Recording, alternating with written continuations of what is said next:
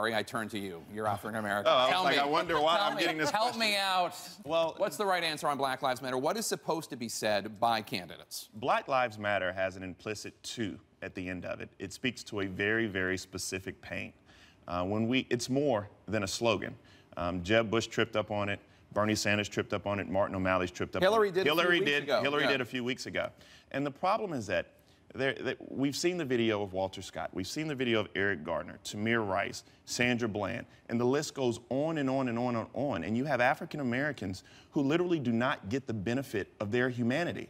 And that's a problem. And so when you know, in my next interaction, I'm the only person at this table whose next interaction may cause them to be a hashtag. It may be hashtag Bakari Sellers. And that's something that we feel. That's a very deep pain. And Hillary Clinton actually is the only candidate who's engaging in the discussion, at least in a straightforward fashion. She makes missteps, but at least she has policy points and is engaging in the discussion in a straightforward and real fashion. You've endorsed her, right? Is that yeah, I hope it means something eventually, okay. But yeah, I will throw that out there. And Ken, talk to me about why it is that some people, and I'm not saying you feel this way, but why are some people out there resentful of the Black Lives Matter hashtag? Like, yeah, I think the way Bakari said it is actually very valuable. Adding "to," T-O-O at the end, puts it in a context that makes sense. But it's implicit, though. I mean, it's well, you may say that, and there's plenty of reason to understand that, but I don't think every American hears it that way. They hear, here we are, yes, we have this political motivation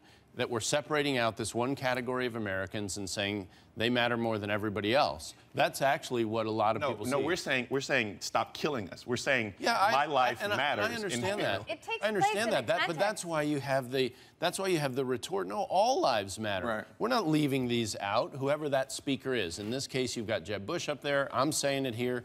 Of course, we don't leave those out. Well, and it's absurd. I think a lot of people recoil at the idea that when a Democrat says all lives matter, and this starts a fight inside the party. Which is what happened last week. I think people, with Martin O'Malley.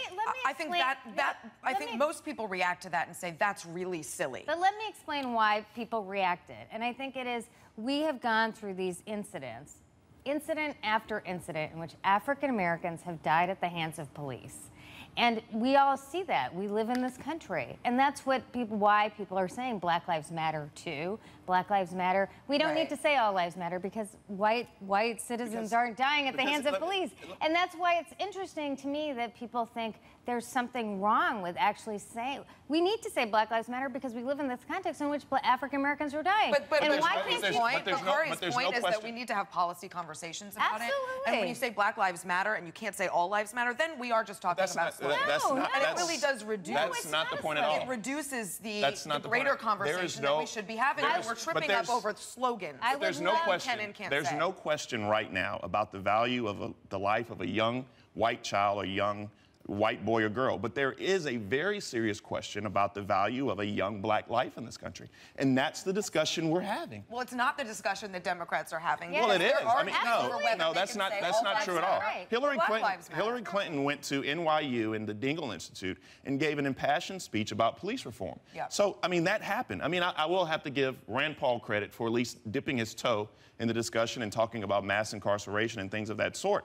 But this is a discussion that this country has to have. And I love how Rents and everyone else talks about being an inclusive party. But no one on the Republican side is at least talking about these issues. The policies they are. Of Yes, police they are. Republicans are talking about prison reform a lot. Jeb Bush, where is his big speech on this issue? He's talked about, if he really cares about police brutality, then he'll talk about police brutality. But until he talks about it, all whites matter is a slogan for him just as much as anyone else. Let's have Look, Rand Paul isn't alone on the right. He's talking about very good. Criminal justice reform. I mean, I belong to a group called Right on Crime. It's conservatives, especially a lot of former attorneys generals. You know what? Ted Cruz. Hey, go look it up. I mean, he's on the bill. He's on the bill. He's sort of washed out from Trump, I suppose. But there are people on the right talking about criminal justice reform. But it's got to be, in my state, in Virginia, the ACLU their goal is get 25% of the people out of the prison. Well, no, wait a minute. That's not a proper criminal justice goal. Right. A proper criminal justice reform goal is look at the system, who doesn't belong there, and then hit the policies that do that. Now, the numerical reality is that most of the time that is going to have a disproportionate impact, in this case favorably, on African Americans in Virginia, 20% of our state. And that's the way I think it should be talked about. It's the way Rand Paul sometimes talks about it. And that'd be a lot more constructive, it'd be a lot more unifying, and it'd be, frankly, lead to good policy. We got to go, but I have to say, thank you so much. That was really, really great. And we do plan on doing a show on criminal justice reform later this year, and thank you so much. Appreciate it.